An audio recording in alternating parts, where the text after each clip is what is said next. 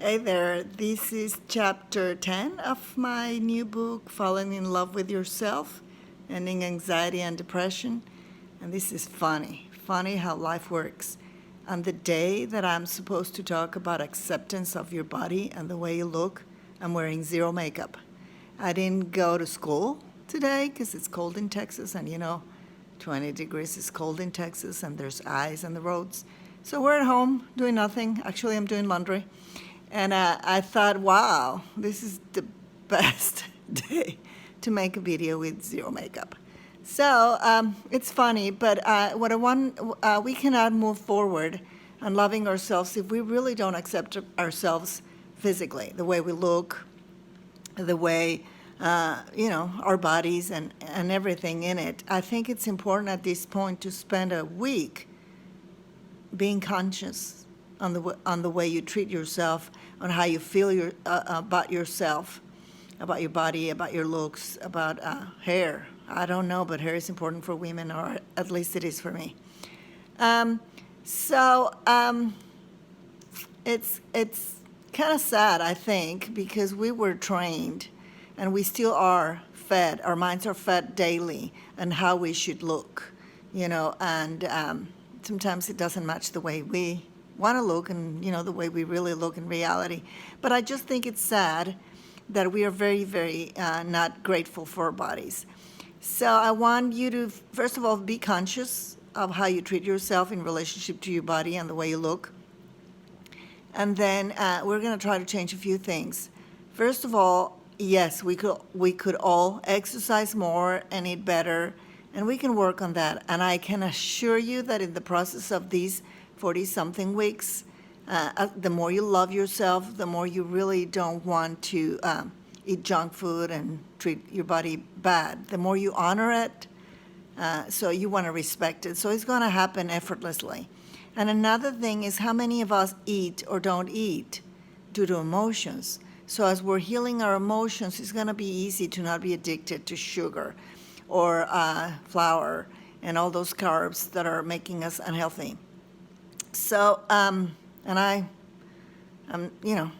not saying this diet is good or bad. I'm just saying just be conscious of things we could do better. So we're going to start this week by looking at our health first.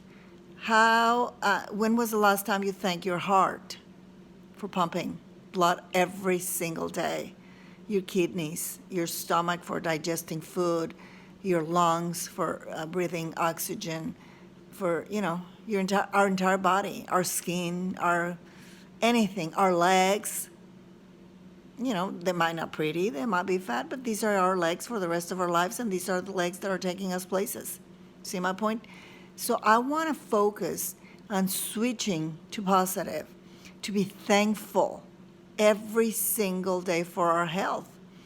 And there's studies made about plants, the way we talk to plants, and then there's a study about a Japanese guy that made with water, and the words spoken to water, the music, and the words, like a sticker on a glass of water and a container of water, and what it did to the water under the microscope.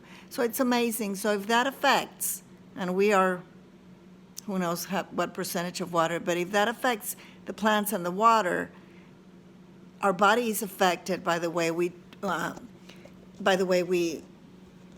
treat ourselves and the way we talk to ourselves daily. So I want to switch this week on treating ourselves super nice and thanking every single part of the body. I want you to do a meditation every night, and first do your breathing exercises that we've been talking until you relax and get that altered state of the mind, and then thank your body, thank your eyes. Yeah, we use glasses, and we're in my 50s, but thank your eyes, thank your teeth. And by the way, I quit sugar a few years ago, and I have not had one cavity, so it's worth it. Okay, so another thing is, then we are going to love our bodies the way they are now. And yes, we can work on walking or exercising, but we're gonna switch it to loving ourselves the way we are. And then the one thing that I cannot not talk about.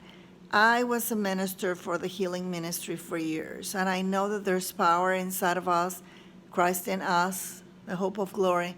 And I want, for all of you that are sick right now, I want you, there's lots of meditations that you can do. We are not powerless. And I am not saying not to go to the doctor, because I go to the doctor, and you do what you need to do to get healthy. But there's lots of things we can do at an energy level, okay? So one of the things you can do is visualize a light inside of you going to the top and to the bottom, and stay in that area where it needs to be healed, or where, your immune system or whatever it is, and see the light heal. Another thing that I usually do, you can listen to Vibrations for Healing. They're all on YouTube. It's really, really interesting. But take it seriously. Don't do it one day and then not, do it until you get healed. And be part of the healing process on an energy level, plus the medication, plus whatever you're doing and changing and eating habits, whatever we're doing. So one of the other things, and I'm not so sure I've mentioned in these videos, but I'm sure I've mentioned it in many of my books. I used to be a healing minister, and we used to do deliverance. I've changed my lingo because my entire belief system has changed. But there are things that still apply. When back then we said to the devil, go away in the name of Jesus, I've noticed that I've got revelations the days that followed in dreams, or maybe something I read, or something that gave me an aha moment that set me free. And back then I thought, well, the devil didn't come back, or the evil spirits didn't come back, whatever it is. But it's still energy. I don't want to tell anybody to believe or don't believe, but I know that when, like the book with the magnets, what is it? I've got videos about it, and it's just Dr. Nelson. I love it, the motion code. So it works, but I believe that what works is not the removing of the low vibe energy or the lie. The lie, we believe, is what needs to be gone. And if that lie is not replaced by truth, then you're going to say it comes back, but it never left. You see my point? Like, if you believe you're not good enough, and that's not replaced by I'm good enough, nothing's ever going to change. It could change temporary, but it will never change. So the lie has to go. So back then, when we removed energy, I paid attention to a lot of revelations and things that followed after I worked with the energy. So nothing changes. So I am going to tell you something that you can do if you're sick. If you listen to Gabor Mate, I don't know if I'm pronouncing it right. This is a doctor that really talks, and he's worked with addictions. It's just amazing YouTube videos. You're gonna fall in love with him if you look for him. But he makes a point, and studies and everything, that reveal that diseases are really related to drama, to trauma, to things we believe, to lots of emotions. Lots of emotional issues are really related to diseases. And maybe it's not 100% of the times, but I believe it affects, So go watch. I'm not saying anything, but what I'm trying to say is, so if that's, for example, he talks about repressed anger and how that turns into cancer. Okay, so we were programmed to repress anger because of whatever situation we grew up, and by age 5, we decided that we are going to be this good girl that never gets upset, so my mom would like me, or my dad would like me, or whatever. So we lost ourselves, and we began repressing our anger years ago. So my point is, these lies or contracts we made by age 5 that might be related to why we're sick have to go away so we can get healthy. So in this meditation, I'm going to ask you to do the same thing you always do, the meditation until you hit or achieve the altered state of the mind. And then I am going to ask you to see with your imagination a box, however it looks like. Mine is purple. I have no clue why. And it's like carton, like just a simple shoebox kind of thing. And then I see all the lies I believed in relationship to the disease or the struggle or whatever is going on in my life, like written in a piece of paper. And I don't really need to know what they are. I know they're written in there and they go inside the box. So I'm not saying it's good or bad, but maybe at this time you might get a few revelations of what's written in those papers. What is the root issue of our diseases emotionally, okay? Because we're all related. You cannot separate emotions from disease. I mean, the best way I can prove these is that when we're afraid or nervous, we're not hungry, we get nauseous. So we feel everything in our gut feelings. So, anxiety, and some people eat, some people don't eat. So our bodies are related, headaches, everything.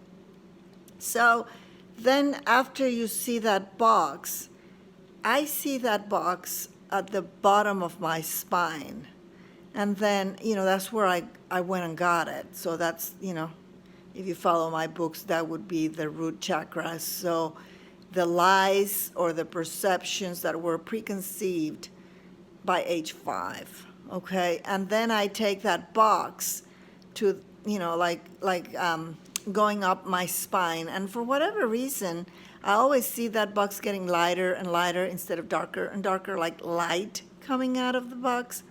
So then I do my usual meditation where I go, and I'm sure you've heard me say these, but for me, my imagination is I just go sit with a guy that it's my wisdom guy, which is my own spirit, but it's to make sense in our flesh mind, to make the process easier to receive the wisdom that's inside of us.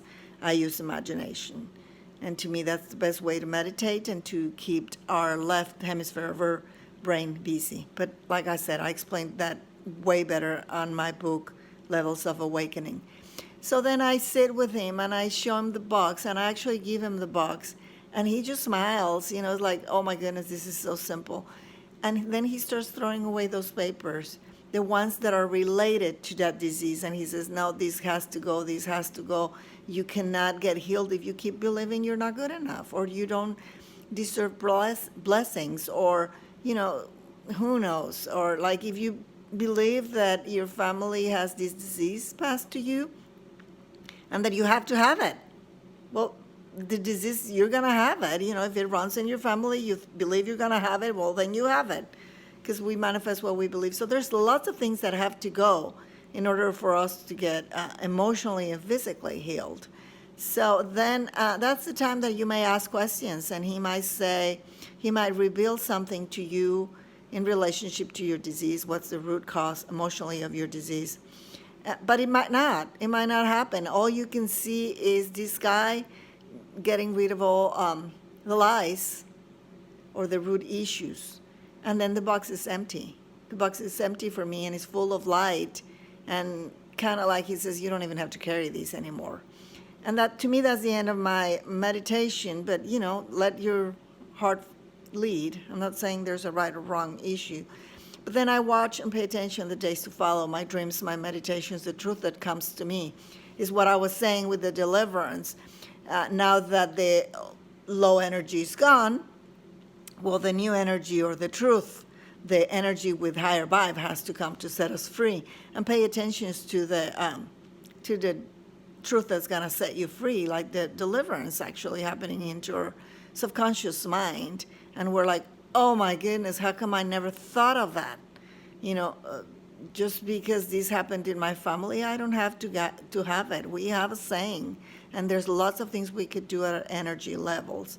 So I hope this helps all of you that are sick. And even, I might be wrong, but I think when we honor all of ourselves, think of our bodies, how many colds, how many diseases our bodies has made us healed. Our bodies have healed themselves.